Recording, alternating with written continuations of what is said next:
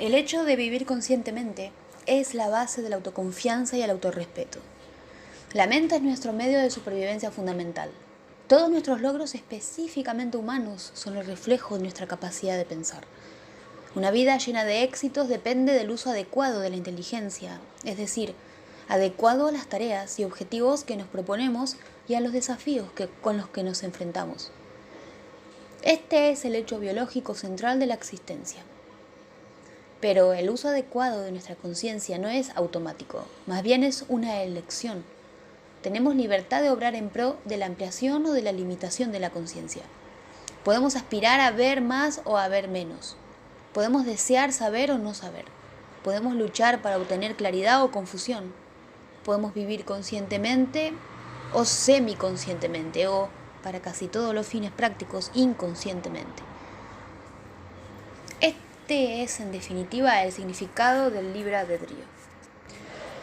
Si nuestra vida y nuestro bienestar dependen del uso adecuado de la conciencia, la importancia que le otorguemos a la visión, prefiriéndola a la ceguera, es el componente más importante de nuestra autoconfianza y nuestro autorrespeto. Será difícil que podamos sentirnos competentes en la vida si vagamos en el trabajo, en el matrimonio o en la relación con los hijos, en medio de una niebla mental autoprovocada. Si traicionamos nuestro medio fundamental de supervivencia tratando de existir de forma irreflexiva, la impresión que nos formamos de nuestros propios méritos queda perjudicada en la misma medida, con independencia de la aprobación o desaprobación de los demás. Nosotros conocemos nuestros defectos, los conozcan o no los otros. La autoestima es la reputación que adquirimos con respecto a nosotros mismos. 1000 veces por día debemos elegir el nivel de conciencia en el cual funcionaremos. 1000 veces por día debemos elegir entre pensar y no pensar. Gradualmente, con el tiempo, adquirimos una noción de la clase de persona que somos. Según cuáles sean las elecciones que hagamos, la racionalidad y la integridad que mostremos. Esa es la reputación a la que me refiero. Cuanto más inteligentes somos, mayor es nuestra capacidad de conocimiento. Pero el principio de vivir conscientemente sigue siendo el mismo, sea cual fuere el nivel de inteligencia. Vivir conscientemente significa conocer todo lo que afecta a nuestras acciones, objetivos, valores y metas, y comportarnos de acuerdo con aquello que vemos y sabemos. En cualquier situación, vivir conscientemente significa generar un estado mental adecuado a la tarea que se realiza. Conducir un coche, hacer el amor, escribir la lista de la compra, estudiar un balance, meditar. Todo ello requiere estados mentales diferentes, distintos tipos de procesos psíquicos. En lo referente a cuestiones de funcionamiento mental, el contexto determina qué es lo adecuado. Vivir conscientemente significa hacerse responsable del conocimiento adecuado a la acción que estamos efectuando. Esto, sobre todo, es el fundamento de la autoconfianza y el autorrespeto. La autoestima, pues, depende no de las características con las que nacemos, sino del modo en que usemos nuestra conciencia, de las elecciones que hagamos con respecto al conocimiento, la honestidad de nuestra relación con la realidad y el nivel de nuestra integridad. Una persona de gran inteligencia y gran autoestima no se sentirá más adecuada a la vida o más merecedora de felicidad que otra persona con gran autoestima y una inteligencia modesta. Vivir conscientemente implica respeto por los hechos de nuestro mundo interior así como los del mundo exterior. En contraste con una actitud equivalente a decir, si yo no quiero verlo o considerarlo, esto no existe. Vivir conscientemente es vivir responsablemente para con la realidad. Lo cual no significa que tenga que gustarnos lo que vemos, sino que debemos reconocer lo que es y lo que no es. Y que los deseos o los miedos o los rechazos no alteran los hechos.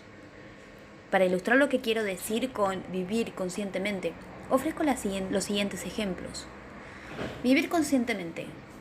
Cuando Nicanor empezó a trabajar en un nuevo empleo, hizo todo lo posible para cumplir a la perfección con lo que se le pedía, y no cesaba de buscar medios que le permitieran realizar su tarea con mayor eficiencia.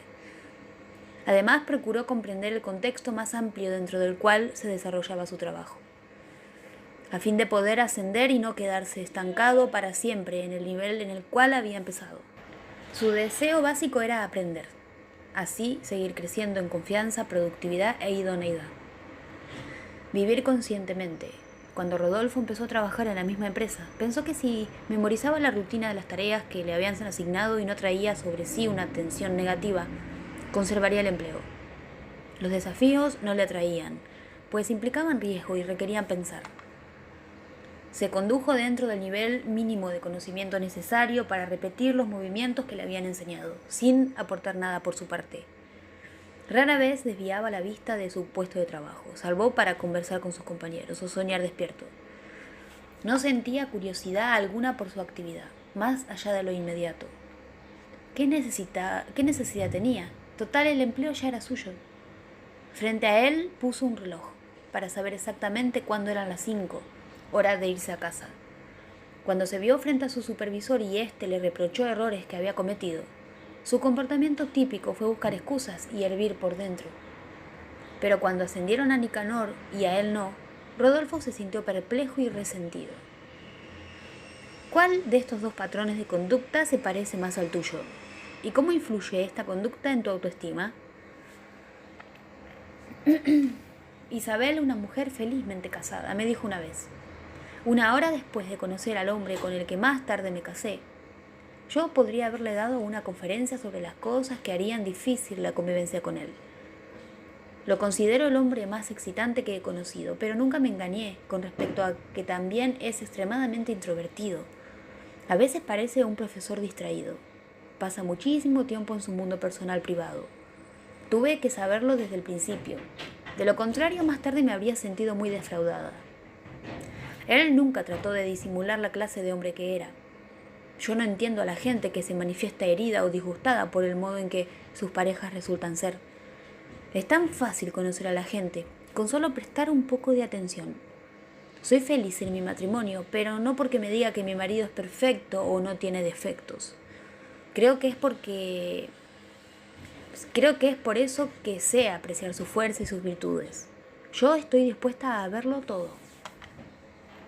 Luisa, una mujer que vino a verme para la psicoterapia, me dijo en la primera sesión: con los hombres tengo una mala suerte terrible. ¿Cuántas mujeres pueden decir que sus 3 últimos amantes les pegaban? No sé por qué pasan estas cosas. ¿Por qué tiene que sucederme a mí? Dios, ¿por qué a mí? En realidad, no puedo decir que me tomo el trabajo de conocerlos antes, ¿me entiende? Para mí, la inseguridad forma parte de la emoción, ¿no? Y después, cuando empiezan a sacudirme, me llevo una sorpresa tremenda. No puedo creer lo que está pasando. Bueno, creo que más o menos sí sabía, de algún modo, que me iban a traer problemas. Había señales. Pero yo quería que las cosas salieran bien. Yo quería que cada uno de ellos fuera el hombre perfecto. Así que, aunque me enteraba de cómo habían tratado a otras mujeres, me decía: conmigo vas a ser diferente. Me pregunto si las otras mujeres también se habrán dicho lo mismo. Mamá solía aconsejarme: mira antes de cruzar. Pero así, ¿qué diversión hay? A mí me gusta cerrar los ojos y caer. Que sea lo que Dios quiera. Esa es mi filosofía. Si pudiera encontrar un tipo de hombre mejor. De más está decir que estas dos mujeres representan los extremos de dos actitudes opuestas en sus relaciones personales. ¿Qué actitud está más cerca de la tuya?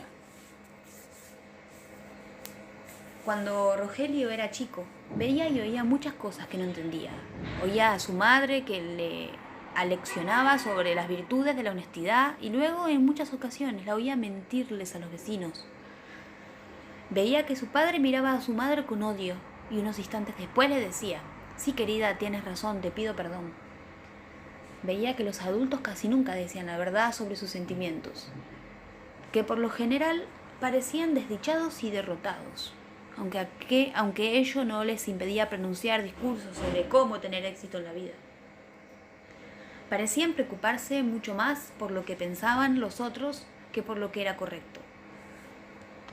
Rogelio se sentía desanimado y a veces asustado por lo que veía, pero seguía mirando, seguía tratando de entender.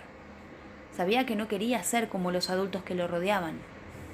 Con frecuencia sentía la necesidad de tener a alguien a quien pudiera admirar sinceramente, pero no fingía admirar a la gente que conocía. Tenía impaciencia por crecer, para poder salir de allí y encontrar un camino mejor que el que le ofrecían los adultos que veía. Mientras tanto, se decía, nada era más importante que mantener la claridad de su propio criterio y no rendirse a la desesperanza. Lastimado, golpeado, alineado de los que lo rodeaban, resistió, perseveró y al crecer descubrió amigos a quienes podía querer y admirar y halló las posibilidades de llevar la clase de vida con la que había soñado de niño, cuando aún ni siquiera conocía las palabras para designarla. De adulto encontró esas palabras y la realidad. Marcos vivía en un mundo parecidísimo al de Rogelio, pero muy pronto, en las primeras etapas de su vida, llegó a una conclusión diferente. Nebulosamente y sin palabras, decidió que ver demasiado es peligroso. Quería ser aceptado en su medio, quería que lo amaran, y eso le parecía lo más importante de todo. De modo que simulaba no darse cuenta cuando los adultos mentían o se comportaban de manera hipócrita o cruel. Y así aprendió a imitar la conducta de ellos, hasta que llegó un día en el que le resultó tan natural como respirar. Al llegar a la adolescencia se preguntaba qué había sido del entusiasmo que sentía de niño, pero enseguida apartaba de su mente tales pensamientos. Cuando tenía ya 20 años, su padre le dijo un día, ¿tú crees que la vida es tratar de ser feliz? Por aquel entonces Marcos se hallaba tan confundido que sabía que no era necesario responder. Su padre sencillamente estaba afirmando algo obvio. A los 30 años, tomando una copa con sus amigos, Marcos decía, os diré cuál es el secreto de la vida, seguir adelante y no pensar. Así no se siente dolor. Todos lo consideraban un hombre normal, salvo sus asombrados hijos, que veían cierto vacío en su mirada. Pero a los adultos les parecía un hombre como cualquier otro, y eso era lo que Marcos había querido siempre. Y para conseguirlo habría vendido su alma, que fue lo que hizo. ¿Puede usted relacionar la psicología de uno de estos dos hombres con la suya? Si es así, ¿qué es lo que eso le aclara? Adela era bioquímica y se dedicaba a la investigación. Había escrito varios ensayos muy respetados, en los que desarrollaba una teoría que iba ganando muchos partidarios entre sus colegas. Más tarde, por un desconocido diario australiano, se enteró de unos descubrimientos experimentales que, si llegaban a verificarse, invalidarían por completo su teoría. Repitió los experimentos descritos, comprobó que en verdad su teoría era equivocada y publicó un artículo dando a conocer esos resultados. Cuando un colega menos honesto le preguntó por qué había elegido rectificar, basándose en el titular de un periódico que no conocía a nadie, Adela lo miró como si no entendiera, lo cual no hizo más que enfurecer a su colega. Me interesa la verdad, le respondió. ¿Y qué es la verdad?, preguntó el otro, encogiéndose de hombros. En este caso consistiría en compartir la mentalidad del colega de Adela, sea cual fuere la profesión de uno. De estas dos actitudes opuestas respecto a la verdad, ¿cuál se parece más a la tuya y cuán coherente es usted? ¿Y cómo afecta eso a la imagen que tiene de usted mismo? En medio de una acalorada discusión con su esposa, Horacio se detuvo y de pronto le dijo, espera un momento, me parece que estoy a la defensiva, que en realidad no te estoy escuchando. Podríamos dar marcha atrás, rebobinar un poco y volver a intentar entendernos. Veamos si puedo comprender lo que me dices. Durante varios años, la esposa de Arturo procuró comunicarle a su marido que no se sentía feliz en su matrimonio.